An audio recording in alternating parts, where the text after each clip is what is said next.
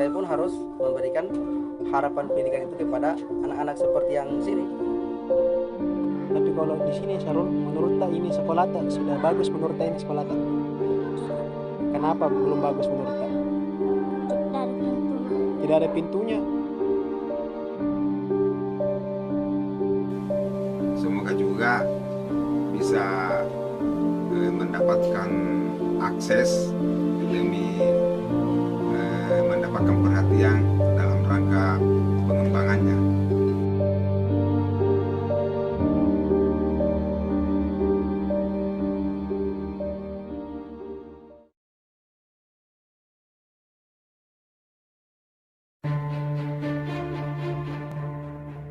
Minimnya pendidikan di Indonesia bagaikan virus yang masih saja mewabah di pelosok negeri.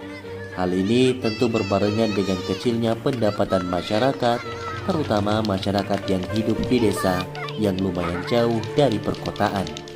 Bagi sebagian warga desa, bisa mengenyam pendidikan adalah hal yang sangat istimewa. Kali ini tim Senyum Desa akan berangkat menuju salah satu sekolah binaan yang terletak di Desa Tondopulia, Kabupaten Maros. Kami mendapatkan informasi bahwa di desa tersebut terdapat sekolah binaan yang belum mendapatkan fasilitas yang cukup memadai bagi keberlangsungan proses belajar mengajar.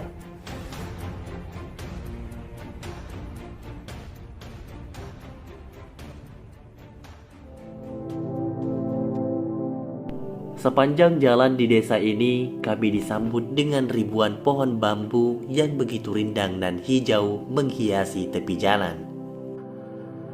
Setelah menempuh perjalanan kurang lebih 1 jam, kami dan tim Senyum Desa akhirnya tiba di Desa Tondopulia. Desa kecil dengan jumlah penduduk sekitar 2.722 menurut data di tahun 2017. Desa ini termasuk desa berkembang yang terletak di pelosok Kabupaten Maros, Sulawesi Selatan.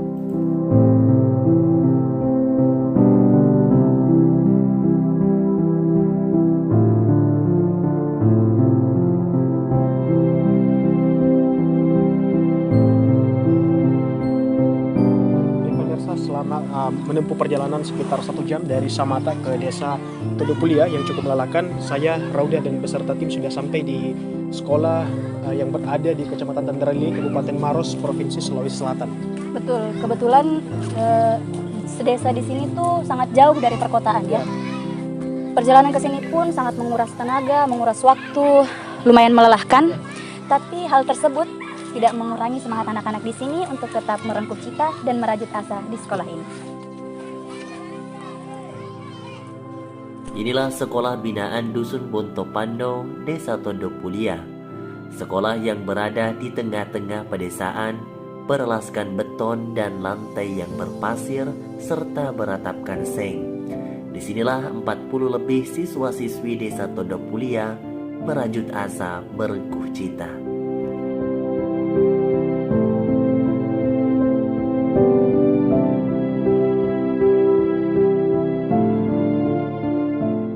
Sekolah ini hanya memiliki 1 tenaga pengajar, yaitu Pak Burhan, yang sekaligus menjadi kepala sekolah binaan tersebut.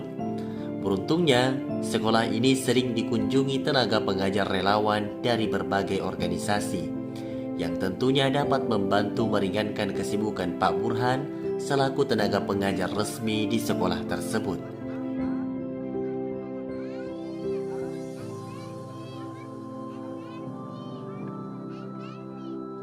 Beginilah situasi dan kondisi di dalam kelas pada saat proses pembelajaran dimulai. Meski beberapa di antara mereka tak mengenakan sepatu, bahkan dengan kondisi kelas yang sangat-sangat sederhana, namun hal tersebut sedikit pun tak membuat surut rasa semangat mereka untuk menjadi harapan keluarga dan bangsa.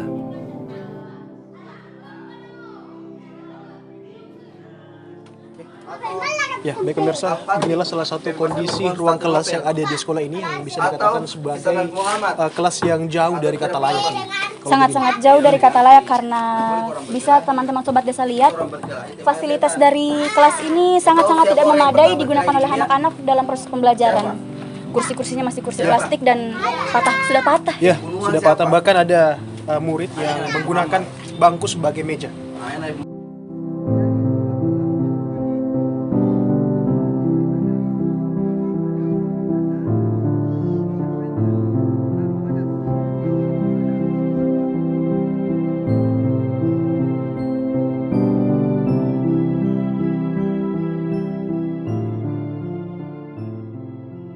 Sebagai guru tetap atau gimana?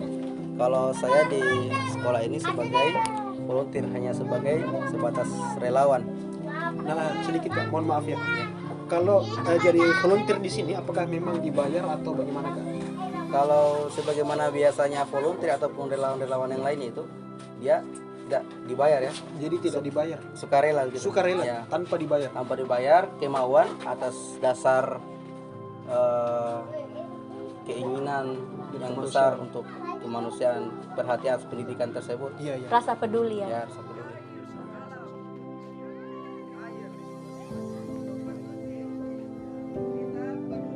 Sekolah ini menjadi tempat berlabuh bagi siswa-siswi yang kurang mampu. Namun, semenjak izin operasional sekolah ini dicabut karena beberapa hal yang tidak memenuhi persyaratan, pada akhirnya sekolah ini pun tidak pernah lagi mendapatkan bantuan sedikit pun dari pemerintah. Sekolah harus berjalan secara swadaya dan guru pun harus membesarkan hati untuk mengajar walau tanpa imbalan sedikit pun.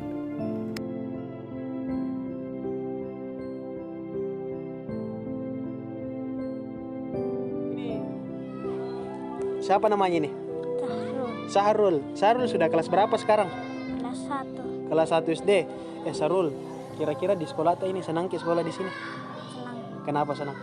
Gak banyak teman. Oh, banyak teman-teman tadi. Tapi kalau di sini Sahrul, menurut tak ini sekolah tak sudah bagus menurut tak ini sekolah tak? Tidak. Kenapa belum bagus menurut tak? Tidak ada pintu. Tidak ada pintunya. Apalagi kira-kira?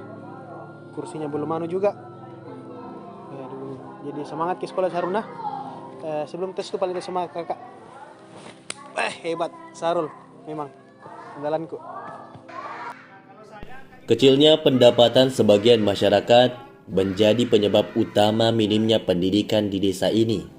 Sehingga itulah yang menjadi cikal bakal berdirinya sekolah ini dan hingga kini masih berdiri kokoh di tengah-tengah pedesaan walau dengan segala keterbatasan yang ada. Namun tetap bisa menyalurkan pembelajaran selayaknya sekolah-sekolah pada umumnya.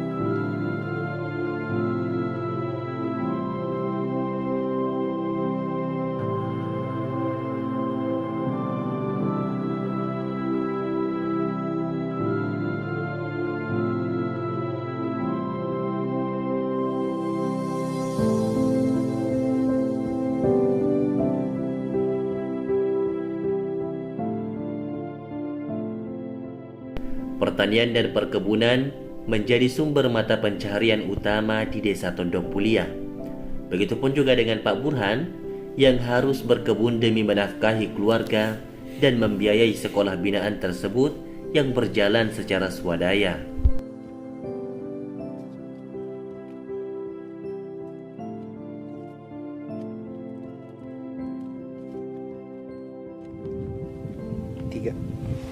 Ya, baik sobat desa, beginilah keseharian dari sebagian warga yang ada di sini, di mana sebagian dari mereka memiliki mata pencarian sebagai petani. Nah, seperti kita lihat mereka menanam seperti jagung dan kacang. Kebesaran dan keikhlasan hati itulah yang menjadi pondasi utama Pak Burhan.